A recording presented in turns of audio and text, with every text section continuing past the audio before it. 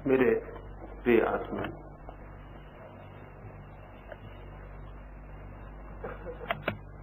एक सम्राट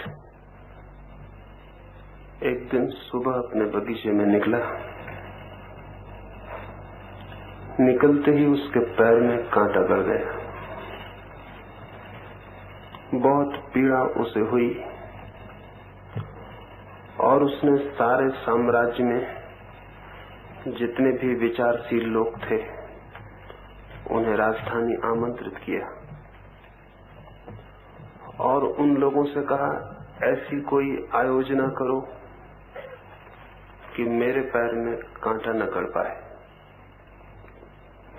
वे विचारशील लोग हजारों की संख्या में महीनों तक विचार करते रहे और अंततः उन्होंने ये निर्णय किया कि सारी पृथ्वी को चमड़े से ढांक दिया जाए ताकि सम्राट के पैर में कांटा न गड़े।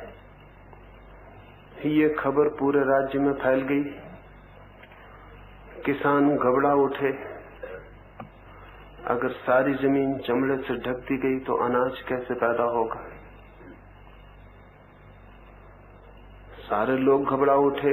राजा के पैर में कांटा न गड़े, कहीं इसके पहले सारी मनुष्य जाति की हत्या तो नहीं कर दी जाएगी, क्योंकि सारी जमीन ढक जाएगी तो जीवन असंभव हो जाए। लाखों लोगों ने राजमहल के द्वार पर प्रार्थना की और राजा को कहा, ऐसा न करें, कोई और उपाय खोजें। विद्वान फिर बुलाए गए और उन्होंने कहा, तब दूसरा उपाय यह है कि पृथ्वी से सारी धूल अलग कर दी जाए, कांटे अलग कर दिए जाएं ताकि आपको कोई तकलीफ न हो। कांटों की सफाई का आयोजन हुआ। लाखों मजदूर राजधानी के आसपास झाड़ुएं लेकर रास्तों को, पथों को, खेतों को कांटों से मुक्त करने लगे। धूल के बवंडर उठे, आकाश धूल से भर गया। लाखों लोग सफाई कर रहे थे। एक भी कांटे को पृथ्वी पर बचने नहीं देना था। धूल नहीं बचने देनी थी ताकि राजा को कोई तकलीफ ना हो, उसके कपड़े भी खराब ना हो, कांटे भी ना गड़े। हजारों लोग बीमार पड़ गए, इतनी धूल उड़ी। कुछ लोग बेहोश हो गए क्योंकि 24 घंटा अखंड धूल उड़ाने का क्रम चलता था। धूल वापस बैठ जाती थी, इसलिए क्रम बंद भी नहीं किया जा सकता था। सारी प्रजा में घबराहट फैल गई। लोगों ने राजा से प्रार्थना की, ये क्या पागलपन हो रहा है। इतनी धूल उठा दी गई है कि हमारा जीना दूभर हो गया, सांस लेना मुश्किल है। कृपा करके ये धूल के बादल वापस बिठाए जाएं, कोई और रास्ता खोजा जाए। फिर हजारों मजदूरों को कहा गया कि वे जाके पानी भरें और सारी पृथ्वी को सींचें।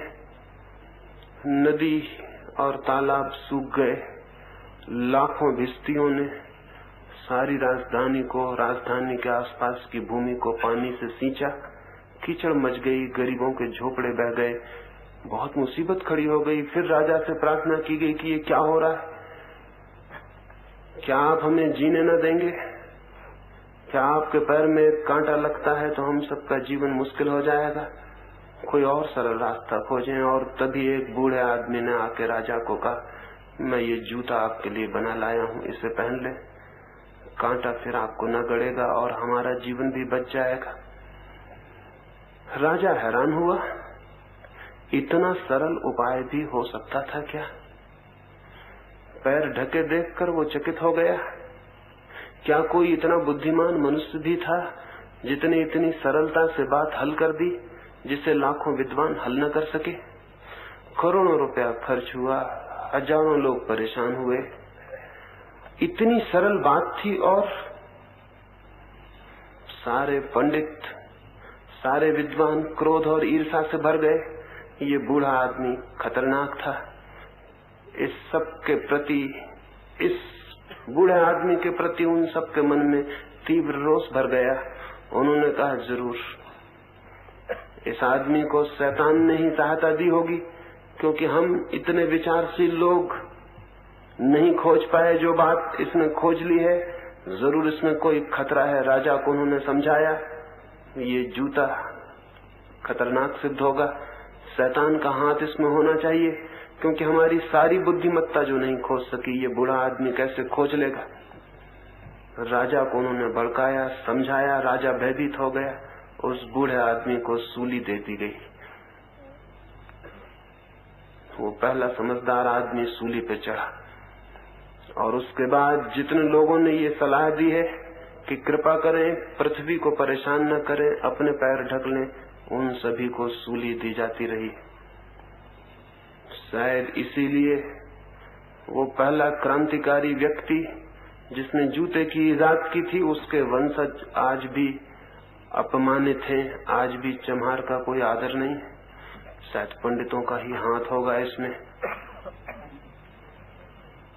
इस कहानी से इन 3 दिनों की चर्चा को मैं शुरू करना चाहता हूं, इस वजह से कि सारी दुनिया में सभी मनुष्यों का एक ही प्रश्न है।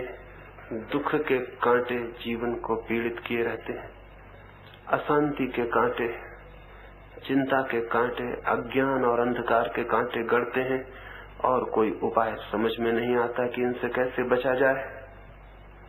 और सभी लोग बुद्धिमानों की, तथाकथित बुद्धिमानों की सलाह मानकर सारी पृथ्वी को ढकने की आयोजना में लग जाते हैं, अपने को छोड़कर, अपने को भूलकर। अपने पैर को ढकने की सीधी सी युक्ति किसी की भी समझ में नहीं आती। इतनी सीधी युक्ति है, लेकिन इस जमीन पर 10-5 ही ऐसे लोग हुए हैं जिन्होंने अपने पैर ढके हों। अधिक लोग पृथ्वी को ही बदलने की कोशिश करते रहे, और ये अधिक लोग जितनी इन्होंने कोशिश की है जमीन को ढक देने की, धूल कांटों से अलग कर देने की, उतनी ही जमीन मुश्किल में पड़ती चली गई। इन सभी सुधारकों के कारण ही मनुष्य जाति इतनी पीड़ाओं में उलझ गई है कि आज कोई छुटकारा भी दिखाई नहीं पड़ता है। लेकिन एक सीधी सी बात थी कि हर आदमी अपने पैर ढक ले और कांटों से मुक्त हो जाए, लेकिन ये सीधी सी बात आश्चर्य ही है कि मुश्किल से ही कभी किसी को दिखाई पड़ती। इस सीधी सी बात को ही इन 3 दिनों में समझाने की आपको कोशिश करूंगा। नाराज आप जरूर होंगे मन में, क्योंकि सीधी बात किसी को समझाई जाए तो नाराजगी होती है। इतनी सीधी बात को भी समझाने की कोशिश करने से गुस्सा आता है। ऐसा लगता है कि क्या आप हमें इतना नासमझ समझते हैं कि सीधी सी बात को हमें समझाएं। लेकिन क्षमा मैं बाद में मांग लूंगा, बात तो यही मुझे समझानी है, क्योंकि यही एकमात्र कष्ट है मनुष्य के सामने। कांटे उसे चुभते हैं, लेकिन पैर को जूते से ढकने का ख्याल नहीं आता है।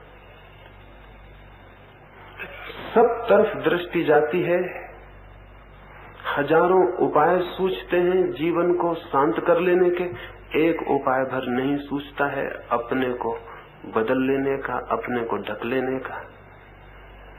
और सब योजना चलती है सुख की और आनंद की खोज की, सब दिशाएं खोज ली जाती हैं, सिर्फ एक दिशा अनछुई रह जाती है, वो है स्वयं की दिशा।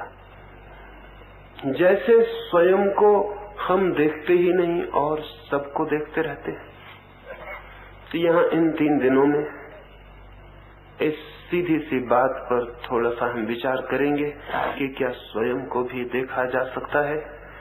क्या ये संभव नहीं है कि हम अपने को बदल लें? क्या ये संभव नहीं है कि हमारी दृष्टि स्वयं के परिवर्तन और चिकित्सा पर चली जाए? क्या ये नहीं हो सकता है कि हम अपने को ढक लें और दुखों और पीड़ाओं से मुक्त हो जाएं? क्या उस राजा को जो समझदार लोगों ने सलाहें दी थी वे ही हम भी मानते रहेंगे? क्या उस बूढ़े और सीधे आदमी की बात हमारे ख्याल में भी नहीं आएगी? इसी संबंध में थोड़ी सी बातें इन 3 दिनों में आपसे कहूंगा। इसके पहले कि वे 3 दिनों की चर्चाएं शुरू हों, कुछ और थोड़ी सी प्राथमिक बातें आज ही मुझे कह देनी है, क्योंकि आज रात से जो 3 दिन का जीवन शुरू होगा उसे मैं चाहूंगा, आपका मन भी चाहता होगा, इसलिए आप यहाँ आए हैं कि वे 3 दिन उपलब्धि के दिन हो जाएं। उन 3 दिनों में कोई झलक, कोई किरण जीवन के अंधेरे को आलोकित कर दे। उन 3 दिनों में कोई मार्ग सूझ जाए, उलझाव के बाहर निकलने की कोई दिशा ख्याल में आ जाए। वो ख्याल में लेकिन अकेली मेरी कोशिश से नहीं आ सकती। मेरी अकेली कोशिश और आपका सहयोग न हो तो फिर मैं आपके सामने नहीं, दीवालों के सामने बोल रहा हूं। आपके सहयोग से ही आप दीवाल नहीं रह जाते, सचेतन व्यक्ति बन जाते। एक फकीर हिंदुस्तान से चीन गया था कोई 1400 वर्ष पहले। बड़ा प्यारा आदमी रहा होगा। अगर वो यहाँ मेरी जगह होता तो आपकी तरफ मुंह करके न बोलता, वो आपकी तरफ पीठ करके बोलता। वो जब भी किसी से बोलता तो पीठ उसकी तरफ करता था और मुंह दीवाल की तरफ। लोग हैरान थे। चीन का सम्राट उससे मिलने आया और जब उसने पीठ की और दीवाल की तरफ मुंह करके बात करने लगा तो उसने कहा, ये क्या पागलपन है, आप मुझसे बात करते हैं और दीवाल की तरफ मुंह किए हैं। उस फकीर ने कहा, अब तक मुझे ऐसा आदमी नहीं मिला जो दीवाल न हो। कोई सहयोग ही नहीं करता तो उससे बोलने का प्रयोजन भी क्या है। सिर्फ भ्रम होता है कि हम बोल रहे हैं, सुनने वाला मौजूद ही नहीं होता है। तो 3 दिनों में आप किस भांति सहयोग कर सकेंगे, उस संबंध में कुछ 3 सूत्र आज मुझे आपसे कह देने। उन 3 सूत्रों के आधार पर ही आपका सहयोग, आपका कोऑपरेशन मिल सकता है। और मैं जो कहना चाहता हूं मैं तो उसे कहूंगा ही, लेकिन आपका सहयोग होगा तो आप भी उसे सुन सकेंगे। अन्यथा मेरा कहना तो पूरा हो जाएगा, आपके सुनने की भी शुरुआत नहीं होगी। इतने से ही काफी मत समझ लेना कि मैंने बोला तो आपने सुन लिया। ये बात इतनी आसान नहीं है। आपको सुनने के लिए भी कुछ करना होगा, जैसा कि बोलने के लिए मुझे कुछ करना पड़ता है। आप यहाँ निष्क्रिय होकर, आप यहाँ पैसिव होकर अगर 3 दिन बैठे रहे, जैसे आप सिनेमा देखते हैं वैसे, तो फिर मेरी बात आपको सुनाई नहीं पड़ेगी। जिन सत्यों की हमें यहाँ चर्चा करनी है, उन सत्यों को सुनने के लिए आपको एक्टिव पार्टिसिपेंट, आपको सक्रिय सहयोगी होना पड़ेगा, अन्यथा वे बातें आप तक नहीं पहुंचेंगी। तो आप कैसे अपना सहयोग दे सकेंगे? मैं तो बोलूंगा, लेकिन आप कैसे सुन सकेंगे? और आप नहीं सुन सके तो कोई अर्थ मेरे श्रम का नहीं होता है। और आप नहीं सुन सके तो शायद आप कहेंगे मैं गया, लेकिन कुछ भी नहीं हो पाया। बहुत कुछ हो सकता है, लेकिन उसमें मुझसे ज्यादा महत्वपूर्ण आप हैं, मैं बहुत महत्वपूर्ण नहीं हूं। आप ही ज्यादा महत्वपूर्ण हैं। और वो 3 छोटे से सूत्र हैं जिनके अनुकूल इन 3 दिनों अगर आपने थोड़ी तैयारी की तो जिस बात की आप कामना लेकर आए हैं वो हो सकता है। उनमें पहला सूत्र है, इन 3 दिनों में इस भांति जिए जैसे कि पीछे कुछ भी नहीं है और आगे भी कुछ नहीं। हम तो इस भांति जीते हैं जैसे इस समय कुछ भी नहीं है, जो कुछ है पीछे था और जो कुछ है आगे है। वर्तमान का, प्रेजेंट का जो मौजूद है, हमारी दृष्टि में कोई आकलन ही नहीं होता है। और सच्चाई ये है कि वर्तमान की ही केवल सत्ता है। एग्जिस्टेंस केवल उसका ही है जो मौजूद है, न तो जो बीत गया उसकी कोई सत्ता है और न उसकी जो आने को है। लेकिन या तो हम पीछे की तरफ देखते हुए जीते हैं या आगे की तरफ, या तो अतीत की चिंता हमारे मन में होती है या भविष्य की कल्पना, लेकिन वर्तमान का कोई बोध नहीं होता है। और वर्तमान का बोध न हो तो न तो आप जी सकते हैं और न सुन सकते हैं, न समझ सकते हैं, और न सत्य को जानने का द्वार खुल सकता है। हमारा चित्त निरंतर की आदत के कारण या तो पीछे की स्मृतियों में खोया रहता है, जिनकी अब कोई जगह नहीं रह गई जमीन पर, पृथ्वी पर, सत्ता में, जिनके कोई चिन्ह नहीं रह गए सिवाय हमारी मेमोरी, हमारी स्मृति को छोड़कर। और या फिर हम भविष्य की ऊहापोह में, कल्पना में आने वाले कल के इरादे और विचारों में खोए रहते हैं। ये दोनों ही तरह के लोग कभी भी सत्य को नहीं जान सकते, क्योंकि सत्य है वर्तमान में, इस क्षण में, अभी और यहाँ, और हम अभी और यहाँ कभी भी नहीं होते। हम कहीं पीछे या कहीं आगे होते। बुद्ध 12 वर्षों के बाद अपने गांव वापस लौटे थे। उनके पिता बुद्ध का स्वागत करने गांव के बाहर गए, लेकिन मन में उनके बहुत क्रोध था। 12 वर्ष पहले ये लड़का घर द्वार छोड़कर भाग गया था, उसकी पीड़ा थी, दुख था। जाके उन्होंने बुद्ध से कहा, तू अभी वापस लौटा, मेरे द्वार खुले हैं, बहुत चोट बहुत दुख तूने मुझे पहुंचाया, लेकिन आखिर मैं पिता हूँ, पिता का प्रेम, मैं अपने दरवाजे बंद नहीं कर सकता, तुझे क्षमा कर दूंगा, तू वापस आ जा। बुद्ध ने क्या कहा पता है? बुद्ध ने कहा, मैं निवेदन करूंगा, कृपा करके आप एक बार मुझे देखें जो मैं हूँ, जो 12 साल पहले आपके घर से गया था, वो अब कहीं भी नहीं है। मैं दूसरा ही होकर लौटा हूँ, मैं बिल्कुल नया हूँ, और आप मुझे देख ही नहीं रहे क्योंकि आपकी आंखों में 12 वर्ष पहले का चित्र ही मौजूद है। आप उसी से बातें कर रहे हैं जो 12 साल पहले था। गंगा में बहुत पानी बह गया 12 वर्षों में, मुझ में भी बहुत पानी बह गया 12 वर्षों में, मैं बिल्कुल दूसरा आदमी होकर लौटा हूं। लेकिन बुद्ध के पिता की आंखें तो क्रोध से भरी थी। वे कहने लगे, मैं और तुझे नहीं जानूंगा, मैंने जिसने तुझे पैदा किया और जन्म दिया। मुझे तू शिक्षा देगा, मुझे तू समझाएगा। बुद्ध ने कहा, परमात्मा करे किसी दिन आपके ख्याल में आए कि जिसको आपने पैदा किया था वो अब कहाँ है। मैं निवेदन करता हूं, एक बार मुझे देखें जो मैं हूं।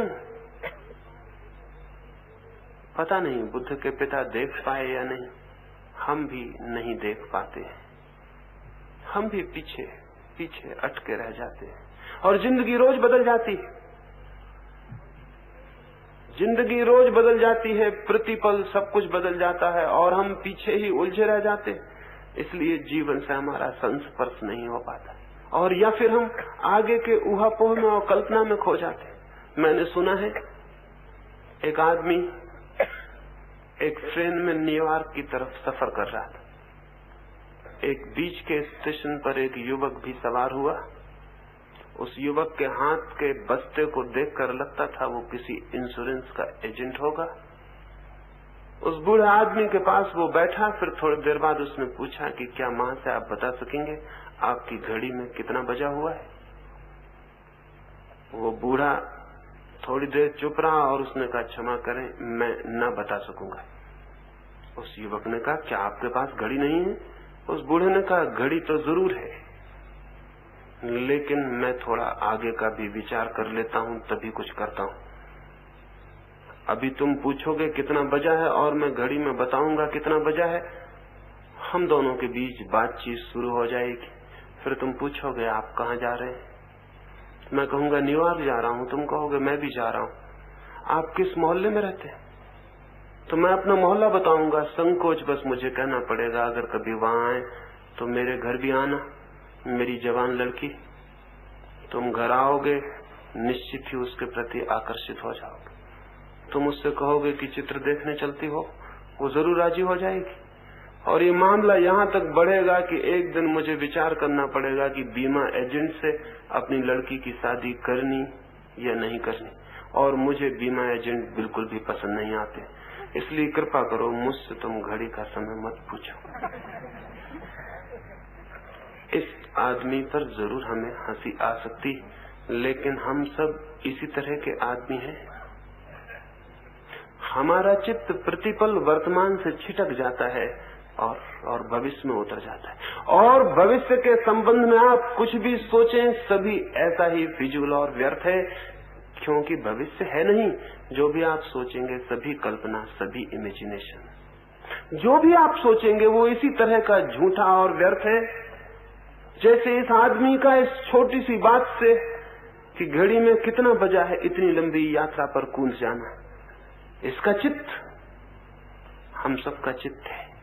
हम सब प्रतिपल खड़े होते नहीं वर्तमान पर और भविष्य में कूद जाते हैं या अतीत में कूद जाते हैं।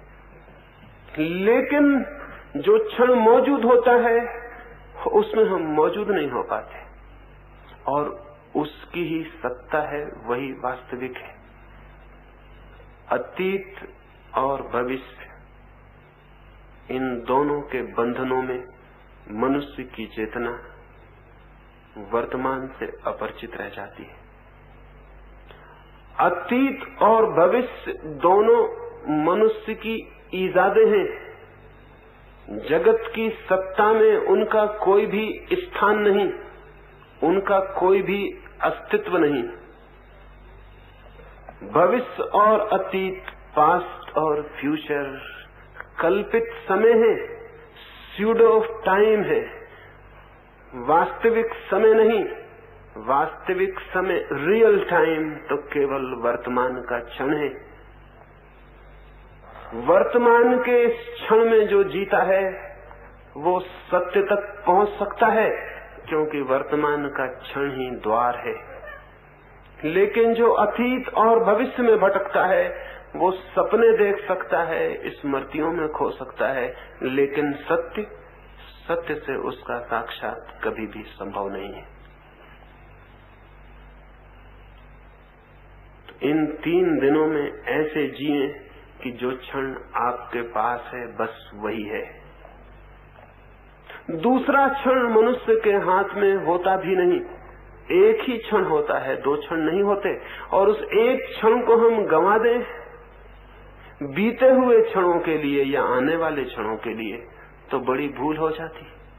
एक छोटा सा क्षण मिलता है मनुष्य को, उससे ज्यादा नहीं।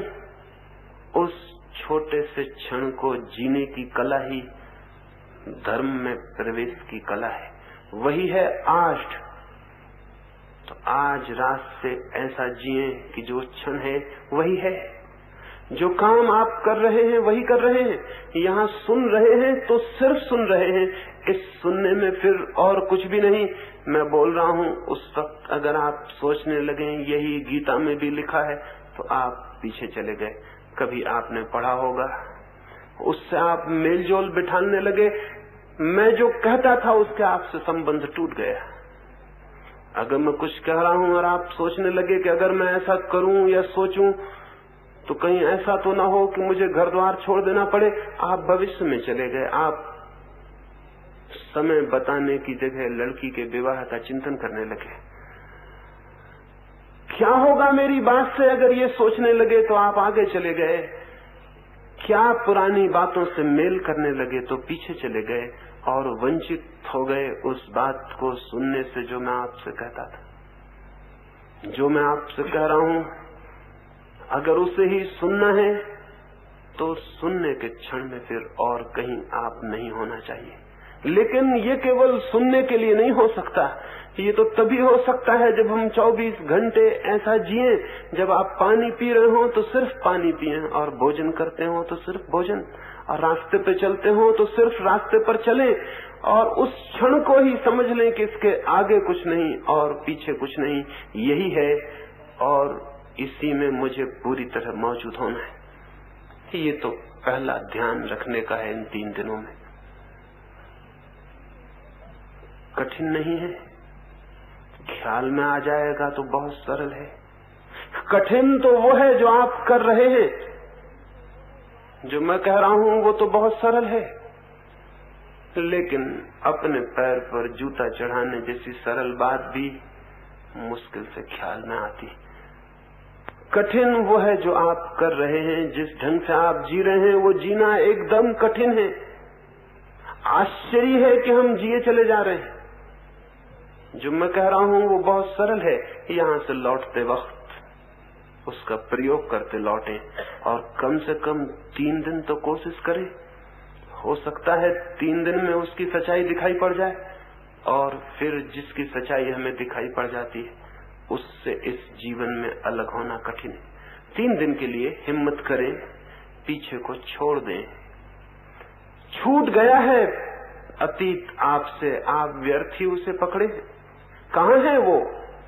कल का दिन अब कहाँ है? बीता क्षण अब कहाँ है? जो गया वो जा चुका, जो अभी नहीं आया वो नहीं आया, जो है बस वही है। 3 दिन देखें, एक एक पल जीकर देखें, आगे पीछे नहीं, मौजूद में, प्रेजेंट में, वर्तमान में। सुबह उठें तो ऐसे ही बस यही है, दोपहर यही है, सांझ यही है। जो क्षण सामने आए उसको इस तरह लें जैसे इसके आगे पीछे और कुछ भी नहीं है। बहुत हैरान हो जाएंगे। इस ख्याल से जीने की गति और ही हो जाती। एक बहुत अद्भुत शांति क्षण में जीने से शुरू होती है। आदमी कभी शांत नहीं है। सुनते हैं एक बार सिर्फ सारी मनुष्य जाति शांत हो गई थी एक क्षण को। कोई बहुत होशियार आदमी ने तरकीब निकाली थी, तब कहीं ये हो पाया था, लेकिन ये बहुत पुरानी घटना है, आप में से किसी को भी याद नहीं होगी। किसी किताब में नहीं लिखी गई, क्योंकि किताबें बहुत बाद में लिखी गई, ये उसके पहले की घटना है। और शायद आपने सुनी भी ना होगी, क्योंकि बहुत ही मुश्किल से किसी को ये पता है। एक बार एक समझदार आदमी ने एक तरकीब निकाली थी कि सारी मनुष्य जाति को शांत रहने का अनुभव करा दे। उसने ये अफवाह उड़ाई सारी दुनिया में कि चांद पर भी लोग रहते हैं, अगर हम सारे लोग बहुत ताकत से चिल्लाएं तो शायद वे सुन लें। तो सारी पृथ्वी पर एक खास नियत दिन, खास समय पर सारे लोग जोर से हो की आवाज करके चिल्लाएंगे। ये अफवाह उड़ा दी।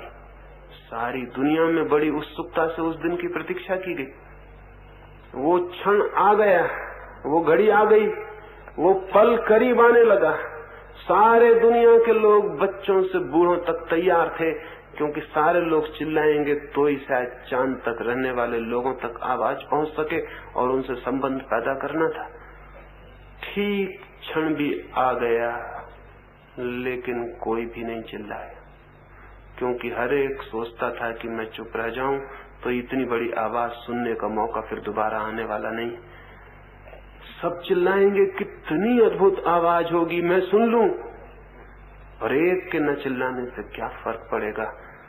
दुनिया में कोई भी नहीं चिल्लाया, और वो एक क्षण टोटल साइलेंस का क्षण था, क्योंकि सभी प्रतीक्षा कर रहे थे। कोई भी पीछे के ख्याल में नहीं था, आगे के ख्याल में नहीं था। इसी वक्त एक घटना घट रही थी कि सारी दुनिया में सारे लोग चिल्लाएंगे हो, और इस आवाज को हम सुन ले। उस क्षण उस अद्भुत होशियार आदमी ने बड़ी तरकीब का काम किया था। फिर बहुत समय से ऐसा कोई काम नहीं हुआ, और आदमी की जिंदगी में कोई शांति का क्षण नहीं। उस वक्त सारे लोग हैरान रह गए थे।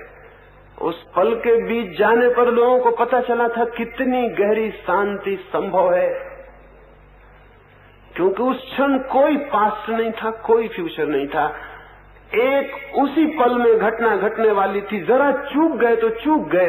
तो सारे लोग सचेत, और प्रत्येक आदमी ने सोचा था मैं सुन लूं। सुना सबने, आवाज नहीं सुनी, शांति सुनी। आवाज तो हुई ही नहीं, लेकिन साइलेंस सुनी। देखें कल से एक एक पल में थोड़ा खड़े होकर, हो सकता है वो शांति आप भी सुन सके, और वो सुन ले तो आपकी जिंदगी दूसरी हो जाती। अगर आप नहीं मानेंगे इस तरह, तो हो सकता है मैं भी किसी दिन अफवाह उड़ाऊं और फिर इस तरह की कोशिश करूं, लेकिन बड़ा कठिन है। आजकल आदमी बहुत समझदार हो गया। पुराने दिन की बात है, लोग राजी हो गए होंगे चिल्लाने को, अब तो शायद ही कोई चिल्लाने को राजी भी हो, और राजी भी हो जाए तो भी शायद शोरगुल सुनने के लिए कोई न रुके, क्योंकि वैसे ही बहुत शोरगुल हो रहा है और अब उस शोरगुल से भी कोई फर्क न पड़ेगा। ये तो पहला सूत्र है, पल पल मोमेंट टू मोमेंट जीने का। दूसरा सूत्र, हम निरंतर एक अजीब बीमारी से ग्रसित हैं, और वो बीमारी है अत्यधिक व्यस्त होने की, ऑक्युपाइड होने की। हर आदमी ऐसा लग रहा है जैसे बहुत भारी काम में उलझा हुआ है। शायद काम कुछ भी नहीं है, लेकिन आदत अत्यधिक काम में उलझे होने की हमने खड़ी कर ली। हर आदमी भाग रहा है, दौड़ रहा है, और इस भांति संलग्न है जैसे सारे जगत का भार उसके ऊपर है। इतना व्यस्त मालूम हो रहा है, और ये व्यस्तता, ये जो ऑक्युपाइड माइंड है, ये दिन रात व्यस्त होना, इसके कारण चित्त निरंतर क्षीण होता चला जाता है। विश्राम का कोई भी क्षण न होने से चित्त दुर्बल हो जाता है, और दुर्बल चित्त सत्य को नहीं जान सकता है। सत्य को जानने के लिए शक्ति से परिपूर्ण, बहता हुआ, भरा हुआ चित्त चाहिए, और ऐसा चित्त तभी हो सकता है जब आप अव्यस्त होने की थोड़ी सामर्थ्य पैदा कर लें। इन 3 दिनों में इस दूसरे सूत्र पर थोड़ा काम करना है। इन 3 दिनों यहाँ इस भांति जिए जैसे आप कोई काम नहीं कर रहे, विश्राम कर रहे हैं। कभी आपने देखा आकाश में सांझ को चीलें आकाश से उतरती हैं, तब उनको देखा वे परों को फैलाकर अत्यंत विश्राम में हवा पे डोलती हुई धीरे धीरे उतरती आती। कभी ख्याल किया? कभी चीलों के पर देखे तुले हुए? न तो पंखे हिल रहे हैं, न वे हवाओं में तैरने की कोशिश कर रही हैं, उन्होंने सिर्फ पंख छोड़ दिए हैं और हवाओं पे सवार हो गई हैं। हवाएं उन्हें धीरे धीरे नीचे उतारती ला रही हैं। सारी प्रकृति इसी भांति विश्राम में जी रही है, सिर्फ मनुष्य को छोड़कर। मनुष्य अति तनाव में है, और उसे ख्याल भी नहीं है कि इतना तना हुआ होना, इतना व्यस्त, इतना उलझा हुआ होना ही उसे वंचित कर रहा है किसी सत्य को, किसी आनंद को जानने से। तो इन 3 दिनों में अत्यंत शांत और अव्यस्त, जैसे आप कोई काम नहीं कर रहे हैं, विश्राम कर रहे हैं। इन 3 दिनों को सब भांति आध्यात्मिक छुट्टी के दिन बना लें, स्पिरिचुअल हॉलीडे समझ लें। साधारणता छुट्टी हम मनाते हैं, वो भी शरीर की छुट्टी होती है, मन की छुट्टी नहीं होती। इन 3 दिनों में मन को भी छुट्टी दे दें। इस भांति जिए जैसे कोई भी काम नहीं है। और यहाँ क्या काम है? आप बिल्कुल बिना काम है यहाँ, और इन 3 दिनों को बिल्कुल ही ऐसे गुजार देना है जैसे कोई सो के विश्राम करके गुजार देता है। तो इन 3 दिनों में आप पाएंगे आपका मन एक नई ताजगी, ऊर्जा और शक्ति से भर गया। और ये शक्ति बहुत जरूरी है। इस शक्ति के बिना कोई रास्ता नहीं है कि आप तय कर सकें। लेकिन अव्यस्त होना जरूरी है, कोई ऑक्युपाइड चित्त की दशा न हो। लेकिन हम तो, एक आदमी को मैं देखता था रोज सांझ वो घूमने जाते थे, लेकिन घूमने भी वह ऐसे जाते थे इतनी तेजी से कि जैसे किसी युद्ध पर जा रहे हो। तो मैंने उन्हें टोका और मैंने कहा कि आप किसी लड़ाई पर जाते हैं रोज? उन्होंने कहा लड़ाई पर? मैं तो घूमने जाता हूँ। तो मैंने कहा लेकिन जाते आप ऐसे हैं, इतने तने हुए, इतने खिंचे हुए, इतने परेशान, इतने भागे हुए, जैसे कहीं पहुंचना हो। कहाँ पहुंचने के लिए जाते? उनका पहुंचने में सिर्फ घूमने जाता हूँ। लेकिन मैंने कहा आपका मन घूमने की दशा में नहीं होता। घूमने जाने का मतलब है ऐसे जाना जैसे कहीं पहुंचना नहीं है। कोई हम यात्रा थोड़ी कर रहे हैं। यात्रा जब कोई करता है तो तना हुआ, खिंचा हुआ, उसे कहीं पहुंचना है। आपको कहीं पहुंचना नहीं है। और अगर आप समवेयर कहीं पहुंचने की कोशिश करेंगे तो एक बात तय समझ लेना, वहां नहीं पहुंच सकेंगे जहां आप हैं। और जिस दिन आप इस तरह जिएंगे, नोवेयर, कहीं भी नहीं पहुंचना है, उस दिन आप वहां पहुंच जाएंगे जहां आप हैं। जहां मैं बैठा हूं वहां पहुंचने के लिए मुझे सब पहुंचने की जो दौड़ है चित्त से, वो छोड़ देनी होगी। तो इन 3 दिनों में ऐसी कोशिश न करें कि आप ध्यान सीख रहे हैं। आप ऐसी कोशिश न करें कि सत्य को खोज रहे हैं। ऐसी कोशिश न करें कि परमात्मा के दर्शन करने हैं। अगर ये कोशिश आपके भीतर रही तो आप शांति नहीं हो सकेंगे। दर्शन तो बहुत दूर है। आप शांति नहीं हो सकेंगे। सत्य तो बहुत दूर है। आप शांति नहीं हो सकेंगे। परमात्मा की यात्रा फिर नहीं हो सकती। परमात्मा की यात्रा बड़ी अजीब है। परमात्मा की यात्रा वही करता है, वही कर सकता है जो सब यात्रा छोड़ देता है। इतना शांत हो जाता है कि उसे कहीं भी नहीं पहुंचना है। एक फकीर था, एक पहाड़ी के किनारे चुपचाप बैठा रहता, सोया रहता। एक युवक सत्य की, ईश्वर की खोज में पहाड़ पर गया था। उसने उस फकीर से पूछा कि आप चुपचाप यहाँ क्यों बैठे हैं, ईश्वर को नहीं खोजना है? उस फकीर ने कहा जब तक खोजता था तब तक नहीं मिला, फिर मैं ऊब गया और मैंने वो खोज छोड़ दी। और जिस दिन मैंने सब खोज छोड़ दी मैं हैरान हो गया, मैं तो उसमें मौजूद ही था, खोज रहा था इसलिए दिखाई नहीं पड़ रहा था। कई बार खोजने का तनाव ही खोजने में बाधा बन जाता है। कई बार हम जिस चीज को खोजते हैं, खोजने के कारण ही उसको नहीं उपलब्ध हो पाते। कभी ख्याल किया आपने, किसी आदमी का नाम खो गया है आपके मन में और आप खोजने को लगे हुए हैं।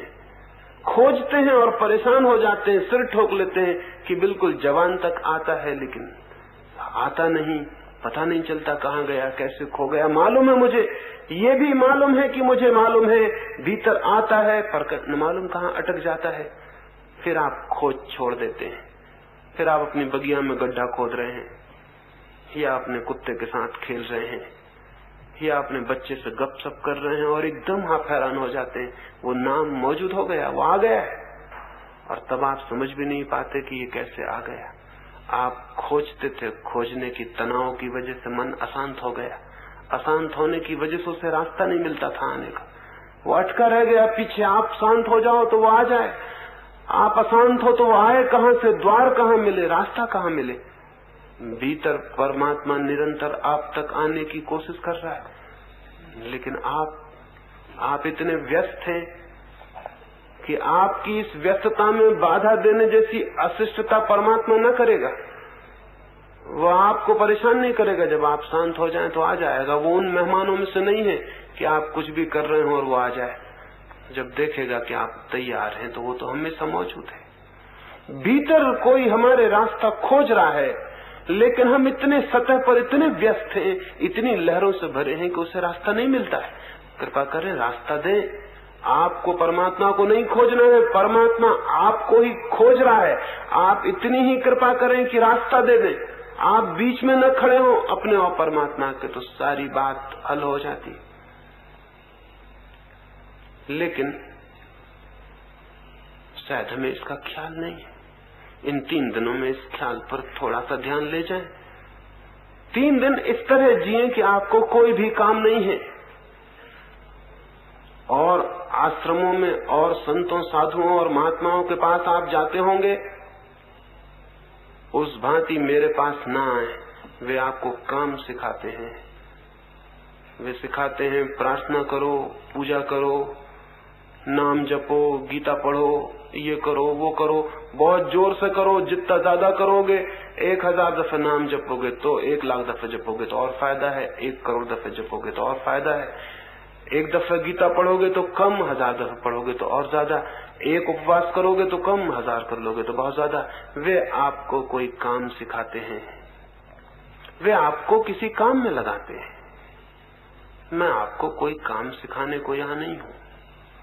मैं तो चाहता हूं कि आप थोड़ी देर को बेकाम हो जाएं, आपके मन में तन में कोई काम न रह जाए, तो शायद उस काम से रहित चित्त की अनऑक्युपाइड स्थिति में, अव्यस्त स्थिति में कुछ फलित हो जाए, कुछ घटित हो जाए।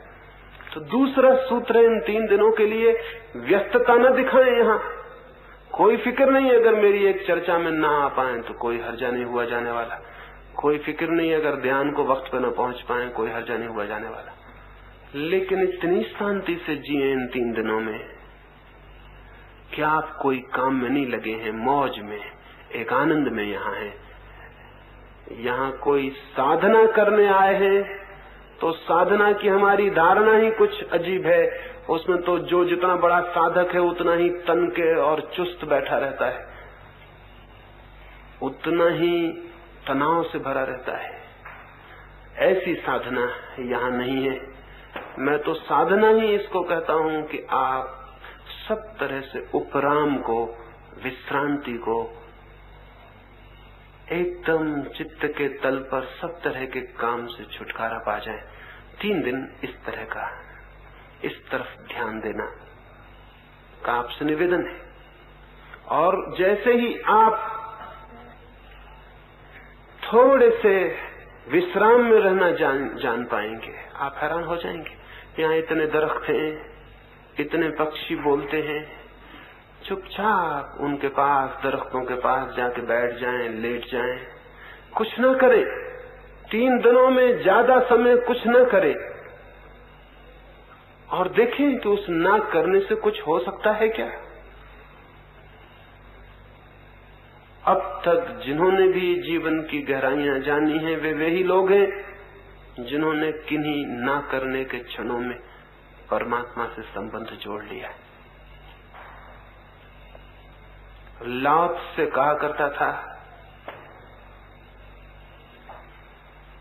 कुछ करना हो तो संसार की तरफ जाओ, कुछ ना करना हो तो परमात्मा की तरफ। मैं ये नहीं कह रहा हूं कि आप अपनी दुकानें बंद कर देंगे, नौकरियां छोड़ देंगे, अपने काम धंधे बंद कर देंगे, वो मैं नहीं कह रहा हूं। मैं तो सिर्फ इतना निवेदन कर रहा हूं, इन 3 दिनों में आप इस एटीट्यूड में, इस दृष्टि में जीने का थोड़ा प्रयोग करें। फिर आप पाएंगे कि बिल्कुल चित्त के तल पर बिना काम रहकर भी बाहर के तल पर काम किया जा सकता है, और तब काम योग बन जाता है। भीतर अकर्म हो, भीतर चित्त पर कोई भी कर्म की भागदौड़ न हो, और बाहर जीवन पूरा सक्रिय हो, तो जीवन योग हो जाता है। और अकर्म हो भीतर, तो कर्म बाहर अपने आप कुशल हो जाता है। दूसरा सूत्र और तीसरा सूत्र अंतिम, वो है सचेत होकर 3 दिन जीने की। सचेत होकर कभी किसी बिल्ली को चूहा पकड़ते देखा होगा? शायद ख्याल न किया हो, क्योंकि अगर हम जीवन के चारों तरफ ख्याल कर लें तो छोटी छोटी बातों में जीवन के सारे संदेश मौजूद हैं। लेकिन बिल्ली को कौन गुरु बनाना चाहेगा? न तो बिल्ली भगवा वस्त्र पहनती है, न टीका लगाती है, न त्याग करती है, न बिल्ली कोई तीर्थंकर है, न कोई अवतार है। बिल्ली से कौन सीखने जाएगा? लेकिन कभी बिल्ली को देखें, चूहे को पकड़ने के लिए कितनी तत्परता से बैठी, कितनी सचेत। एक पत्ता हिल जाएगा तो बिल्ली अपने पूरे प्राणपण से कूदने को मौजूद है। एक चूहे की जरा सी खड़खड़ाहट होगी, किसी चूहे के बिल में थोड़ी सी आवाज होगी, किसी को पता नहीं चलेगा, लेकिन बिल्ली सचेत है और जागी हुई। बिल्ली की भांति सचेत होने का जो आदमी अपने चित्त की तैयारी कर लेता है, उस आदमी से सत्य बच के नहीं निकल सकता। बिल्ली से चूहा बच के निकल भी जाए, लेकिन सचेत मनुष्य से सत्य बच के नहीं निकल सकता। इतनी सचेतना चाहिए, लेकिन हम तो सोए सोए जीते। रास्ते पर निकल जाते हैं, न तो हमें वृक्ष दिखाई पड़ते, न उन पर बैठे हुए पक्षी हमें सुनाई पड़ते, न आकाश में उगा हुआ चांद हमें दिखाई पड़ता। हमें कुछ भी दिखाई नहीं पड़ता। हम तो जैसे सोए हुए चले जा रहे हैं। कई बार अनुभव हुआ होगा, किसी किताब का एक पन्ना पढ़ते हैं, बाद में पता चलता है कि मुझे तो जैसे मैंने कुछ भी नहीं पढ़ा, कुछ ख्याल नहीं आता, लेकिन आप पढ़ तो गए, सोए सोए पढ़ गए होंगे। कभी ख्याल आता है, कोई आदमी कोई बात करता है और चूक जाती है, बाद में हमें ख्याल आता है सुनी तो थी, लेकिन कुछ ख्याल नहीं पड़ता, सोए सोए सुनी होगी। केवल 24 घंटे में मुश्किल से कोई क्षण होता होगा जब हम जाग के जिंदगी को थोड़ा बहुत अनुभव करते हो, अन्यथा हम सोए सोए चलते। एक शिक्षक था, युवकों को दरख्तों पे चढ़ना सिखाता था। एक युवक को सिखा रहा था, एक राजकुमार सीखने आया हुआ था। राजकुमार चढ़ गया था ऊपर की चोटी तक, वृक्ष की ऊपर के शाखाओं तक, फिर उतर रहा था। वो बूढ़ा चुपचाप दरख्त के नीचे बैठा हुआ देख रहा था। कोई 10 फीट नीचे से रह गया होगा युवक, तब वो बूढ़ा खड़ा हुआ और चिल्लाया, सावधान बेटे, सावधान होकर उतरना, होश से उतरना। वो युवक बहुत हैरान हुआ। उसने सोचा, या तो ये बूढ़ा पागल है। जब मैं 100 फीट ऊपर था और जहां से गिरता तो जीवन के बचने की संभावना न थी, जब मैं बिल्कुल ऊपर की चोटी पर था तब तो ये कुछ भी नहीं बोला, चुपचाप आंख बंद किए वृक्ष के नीचे बैठा रहा, और अब जबकि मैं नीचे ही पहुंच गया हूं, कोई खतरा नहीं है, तो पागल चिल्ला रहा है, सावधान सावधान। नीचे उतर कर उसने कहा कि मैं हैरान हूं, जब मैं ऊपर था तब तो आपने कुछ भी नहीं कहा, जब डेंजर था, खतरा था, और जब मैं नीचे आ गया जहां कोई खतरा न था। उस बूढ़े ने कहा, मेरे जीवन भर का अनुभव ये है कि जहां कोई खतरा नहीं होता वहीं आदमी सो जाता है, और सोते ही खतरा शुरू हो जाता है। ऊपर कोई खतरा न था, क्योंकि खतरा था और उसकी वजह से तुम जागे हुए थे, सचेत थे, तुम गिर नहीं सकते थे। मैंने आज तक ऊपर की चोटी से किसी को गिरते नहीं देखा। कितने लोगों को मैं सिखा चुका, जब भी कोई गिरता है तो 10-15 फीट नीचे उतर के या चढ़ते में गिरता है, क्योंकि वहां वो निश्चिंत हो जाता है। निश्चिंत होते ही सो जाता है, सोते ही खतरा मौजूद हो जाता है। जहां खतरा मौजूद है वहां खतरा मौजूद नहीं होता, क्योंकि वो सचेत होता है। जहां खतरा नहीं है वहां खतरा मौजूद हो जाता है, क्योंकि वो सो जाता है। मनुष्य सभी पक्षियों से ज्यादा सो गया है, क्योंकि जीवन में उसने सभी पक्षियों पशुओं से ज्यादा सिक्योरिटी सुविधा जुटा ली। कोई पशु पक्षी इतना सोया हुआ नहीं जितना आदमी। देखें किसी कौवे को आपके घर के पास बैठा हुआ, जरा आप आंख भी हिलाएं और कौवा अपने पर फैला देगा। आंख हिलाएं, आप जरा हाथ हिलाएं और कौवा तैयार है, सचेत है। जानवरों को भागते हुए देखें, दौड़ते हुए देखें, उनको खड़े हुए देखें, वे सचेत हैं। आदमी ने एक तरह की सिक्योरिटी, एक तरह की सुरक्षा अपने चारों तरफ खड़ी कर ली है, और उस सुरक्षा की वजह से वो आराम से सो गया है। और सच्चाई ये है कि सब सिक्योरिटी झूठी है, क्योंकि मौत इतनी बड़ी असलियत है कि हमारी सब सुरक्षा झूठी ही सिद्ध होती है। कोई सुरक्षा हमारी सच्ची नहीं है। लेकिन एक फॉल्स, एक मिथ्या ख्याल हमने पैदा कर लिया कि हम सुरक्षित हैं। सुरक्षित कोई भी मनुष्य नहीं है। जीवन असुरक्षा है, इनसिक्योरिटी है, कौन सी चीज सुरक्षित है? आपकी पत्नी सुरक्षित है? क्या आप सोचते हैं कल भी वो आपको प्रेम देगी? आपके बच्चे सुरक्षित हैं कि आप सोचते हैं वो बड़े होने पर आपको आदर देंगे? आपके मित्र सुरक्षित हैं कि वे कल शत्रु नहीं हो जाएंगे? आप खुद किन अर्थों में सुरक्षित हैं? आपकी मौत आपकी सब सुरक्षा को दो कौड़ी का सिद्ध कर देने को है। एक आदमी ने एक महल बनवाया था, उसमें एक ही दरवाजा रखा था कि कोई शत्रु घर के भीतर न घुस सके। दरवाजे पर सख्त पहरा रखा था। फिर पड़ोस का राजा उसके महल को देखने आया। उसने कहा और सब ठीक है, एकदम अच्छा है, मैं भी ऐसा ही महल बनाना चाहूंगा, लेकिन एक गलती है तुम्हारे महल में, इसमें एक दरवाजा है, ये खतरा है, दरवाजे से मौत भीतर आ सकती है, तुम कृपा करो ये दरवाजा और बंद कर लो, फिर तुम पूर्ण सुरक्षित हो जाओगे, फिर न कोई भीतर आ सकता न कोई बाहर जा सकता। उस राजा ने कहा ख्याल तो मुझे भी ये आया था, लेकिन अगर दरवाजा भी मैं बंद कर लूंगा तो फिर सुरक्षा की जरूरत भी किसे रह जाएगी, मैं तो मर ही जाऊंगा। जी रहा हूं क्योंकि दरवाजा खुला है। तो दूसरे राजा ने कहा इसका मतलब ये हुआ कि दरवाजा अगर बिल्कुल बंद हो जाए तो तुम मर जाओगे, एक दरवाजा खुला है तो तुम थोड़े जी रहे हो, दो दरवाजे खुलेंगे तुम थोड़ा और ज्यादा जियोगे, अगर सब दरवाजे खुले रहेंगे तो तुम पूरी तरह से जियोगे। लेकिन सब दरवाजे खोलने में हम डरते हैं और इसलिए जी नहीं पाते। सब दरवाजे बंद कर लेते हैं जिंदगी के, फिर भीतर सिक्योरिटी में, सुरक्षा में निश्चिंत होकर सो जाते हैं। उसी सोने को हम जिंदगी समझ लेते हैं। इन 3 दिनों में इस तरह जिए जैसे कि जीवन में कोई सुरक्षा नहीं है। हो सकता है आप आए हैं माथेरान, वापस न लौट सके, कोई जरूरी नहीं है आपका वापस लौट जाना। कौन सा जरूरी है? इस बात को मान लेने का क्या कारण है कि आप 400 आए हैं, 400 ही वापस लौट जाएंगे? हो सकता है कोई वापस न लौट पाए। एक दिन तो ऐसा हो गई कि आप कहीं जाएंगे और वहां से वापस न लौट सकेंगे।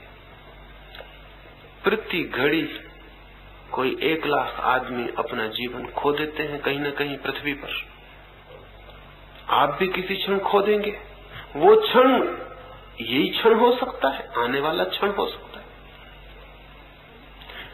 सुरक्षा कहीं भी नहीं है और सुरक्षा के कारण आप व्यर्थ जो सो रहे हैं वो सारे जीवन को, जीवन के आनंद, उत्फुल्लता से, ज्ञान से वंचित कर रहा है। तो इन 3 दिनों ऐसे जिए जैसे आप जागे हुए हैं, प्रतिपल होश से भरे हुए हैं। एक एक घटना, एक एक पत्थर, एक एक पत्ता, एक एक पत्ते पर चमकती सूरज की रोशनी, चांद की रोशनी, बदलियों पर, सब आपको दिखाई पड़ रहा है। आप जागे हुए, सब चीजों के प्रति आप सचेत हैं। जीवन एक खतरा है और आप चेतना से भरे हुए, उठते बैठते सब तरह से जागे हुए। जागे हुए होने का अर्थ एक छोटी कहानी से समझाऊं, फिर मैं अपनी चर्चा पूरी करूं। एक बहुत अद्भुत आदमी था, वो चोरों का गुरु था। सच तो यह है कि चोरों के अतिरिक्त और किसी का कोई गुरु होता ही नहीं। चोरी सीखने के लिए गुरु की बड़ी जरूरत है। तो जहां जहां चोरी वहां वहां गुरु, जहां जहां गुरु वहां वहां चोरी। चोरों का गुरु था, मास्टर थीफ था। उतना जितना कुशल कोई चोर नहीं था। कुशलता थी, वो तो एक टेक्निक था, एक शिल्प था। जब बूढ़ा हो गया तो उसके लड़के ने कहा कि मुझे भी सिखा दे। उसके गुरु ने कहा ये बड़ी कठिन बात है। पिता ने चोरी करनी बंद कर दी थी। उसने कहा ये बहुत कठिन बात है। फिर मैंने चोरी करनी बंद कर दी, क्योंकि चोरी में कुछ ऐसी घटनाएं घटी कि जिनके कारण मैं ही बदल गया। उसके लड़के ने पूछा कौन सी घटना है? उसने कहा कुछ ऐसे खतरे आए कि उन खतरों में मैं इतना जाग गया, जागने की वजह से चोरी मुश्किल हो गई, और जागने की वजह से उस संपत्ति का ख्याल आया जो सोने के कारण दिखाई नहीं पड़ती थी। अब मैं एक दूसरी ही चोरी में लग गया हूं, अब मैं परमात्मा की चोरी कर रहा हूं। पहले आदमियों की चोरी करता रहा, लेकिन मैं तुम्हें कोशिश करूंगा, शायद तुम्हें भी ये हो जाए। चाहता तो यही हूं कि तुम आदमियों के चोर मत बनो, परमात्मा के ही चोर बनो, लेकिन शुरुआत आदमियों की चोरी से कर देने में भी कोई हर्जा नहीं। ऐसे हर आदमी ही आदमी की ही चोरी से शुरुआत करता है। हर आदमी के हाथ दूसरे आदमी की जेब में पड़े होते हैं। जमीन पर दो ही तरह के चोर हैं, आदमियों से चुराने वाले और परमात्मा से चुरा लेने वाले। परमात्मा से चुरा लेने वाले तो बहुत कम हैं जिनके हाथ परमात्मा की जेब में चले जाएं, लेकिन आदमियों की तो हाथ में सारे लोग एक दूसरे की जेब में डाले ही रहते हैं, और खुद के दोनों हाथ दूसरे की जेब में डाल देते हैं तो दूसरों के उनकी जेब में हाथ डालने की सुविधा हो जाती है। स्वाभाविक, क्योंकि अपनी जेब की रक्षा करें तो दूसरे की जेब से निकाल नहीं सकते, दूसरे की जेब से निकालें तो अपनी जेब असुरक्षित छूट जाती, उसमें से दूसरे निकालते हैं। एक म्यूचुअल, एक पारस्परिक चोरी सारी दुनिया में चल रही। उसने कहा कि लेकिन चाहता हूं कि कभी तुम परमात्मा के चोर बन सको, तुम्हें मैं ले चलूंगा। दूसरे दिन वो अपने युवा लड़के को लेकर राजमहल में चोरी के लिए गया। उसने जाके आहिस्ता से दीवार की ईंटें सरकाई। लड़का थर थर कांप रहा है खड़ा हुआ। आधी रात है, राजमहल है, संतरी द्वारों पर खड़े हैं, और वो इतनी शांति से ईंटें निकाल के रख रहा है कि जैसे अपना घर हो। लड़का थर थर कांप रहा है, लेकिन बूढ़े बाप के बूढ़े हाथ बड़े कुशल है। उसने आहिस्ता से ईंटें निकाल के रख दी। उसने लड़के से कहा कपो मत, साहूकारों को कपना शोभा देता है, चोरों को नहीं। ये काम नहीं चल सकेगा। अगर कपोगे तो क्या चोरी करोगे? कंपन बंद करो। देखो मेरे बूढ़े हाथ भी कपते नहीं। सेंध लगा के बूढ़ा बाप भीतर हुआ। उसके पीछे उसने अपने लड़के को भी बुलाया। वे महल के अंदर पहुंच गए। उसने कई ताले खोले और महल के बीच के कक्ष में भी पहुंच गए। कक्ष में एक बहुत बड़ी बहुमूल्य कपड़ों की अलमारी थी। अलमारी को बूढ़े ने खोला। लड़के से कहा भीतर घुस जाओ और जो भी कीमती कपड़े हो बाहर निकाल लो। लड़का भीतर गया। बूढ़े बाप ने दरवाजा बंद करके ताला बंद कर दिया। जोर से सामान पटका और चिल्लाया चोर, और सैन से निकल के घर के बाहर हो गया। सारा महल जग गया और लड़के के प्राण आप सोच सकते हैं किस स्थिति में नहीं पहुंच गए होंगे। ये कल्पना भी न की थी कि बाप ऐसा दुष्ट हो सकता है, लेकिन सिखाते समय सभी माँ बाप को दुष्ट शायद होना पड़ता है। लेकिन एक बात हो गई, ताला बंद कर गया है बाप, कोई उपाय नहीं छोड़ गया बचने का। चिल्ला गया है, महल के संतरी जाग गए, नौकर चाकर भाग गए हैं, प्रकाश जल गए हैं, लालटेनें घूमने लगी हैं, चोर की खोज हो रही। चोर जरूर मकान के भीतर है, दरवाजे खुले पड़े हैं, दीवार में छेद है। फिर एक नौकरानी मोमबत्ती लिए हुए उस कमरे में भी आ गई है जहां वो बंद है, और वो अगर वे लोग न भी देख पाए तो भी फर्क नहीं पड़ता, क्योंकि वो बंद है और निकल नहीं सकता, दरवाजे पे ताला है बाहर। लेकिन कुछ हुआ। अगर आप उस जगह होते तो क्या होता? आज रात सोते वक्त जरा ख्याल करना कि उस जगह अगर मैं होता, उस लड़की की जगह, तो क्या होता। क्या उस वक्त आप विचार कर सकते थे? विचार करने की कोई गुंजाइश ही नहीं थी। उस वक्त आप क्या सोचते? सोचने का कोई मौका नहीं था। उस वक्त आप क्या करते? कुछ भी करने का उपाय नहीं था। द्वार बंद, बाहर ताला लगा हुआ है, संतरी अंदर घुस आए हैं, नौकर भीतर खड़े हैं, घर भर में खोजबीन की जा रही। आप क्या करते? उस लड़के के पास करने को कुछ भी नहीं था। न करने के कारण वो बिल्कुल शांत हो गया। उस लड़के के पास सोचने को कुछ नहीं था, सोचने का कोई जगह नहीं थी, गुंजाइश नहीं थी, सो जाने का मौका नहीं था, क्योंकि खतरा बहुत बड़ा था, जिंदगी मुश्किल में थी। वो एकदम अलर्ट हो गया। ऐसी अलर्टनेस, ऐसी सचेतता, ऐसी सावधानी उसने जीवन में कभी देखी नहीं थी, ऐसे खतरे को नहीं देखा था। और उस सावधानी में कुछ होना शुरू हुआ, उस सचेतना के कारण कुछ होना शुरू हुआ जो वो नहीं कर रहा था, लेकिन हुआ।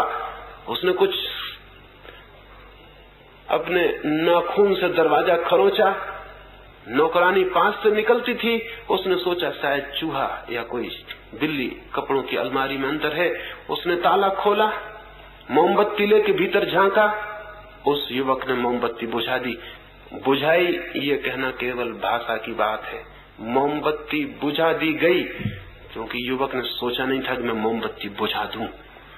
मोमबत्ती दिखाई पड़ी, युवक शांत खड़ा था, सचेत। मोमबत्ती बुझा दी, नौकरानी को धक्का दिया, अंधेरा था, भागा।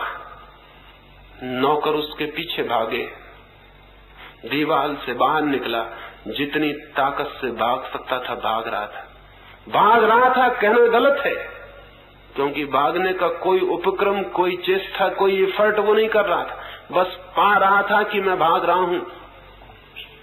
और फिर पीछे लोग लगे थे। वो एक कुएं के पास पहुंचा, उसने एक पत्थर को उठा के कुएं में पटका। नौकरों ने कुएं को घेर लिया। वे समझे कि चोर कुएं में कूद गया है। वो एक दरख्त के पीछे खड़ा, फिर आहिस्ता से अपने घर पहुंचा। जाके देखा उसका पिता कंबल ओढ़े सो रहा था। उसने कंबल झटके से खोला और कहा कि आप यहाँ सो रहे हैं मुझे मुश्किल में फंसा के। उसने कहा बात मत करो, तुम आ गए, बात खत्म हो गई। कैसे आए तुम खुद ही सोच लेना, कैसे आए तुम वापस।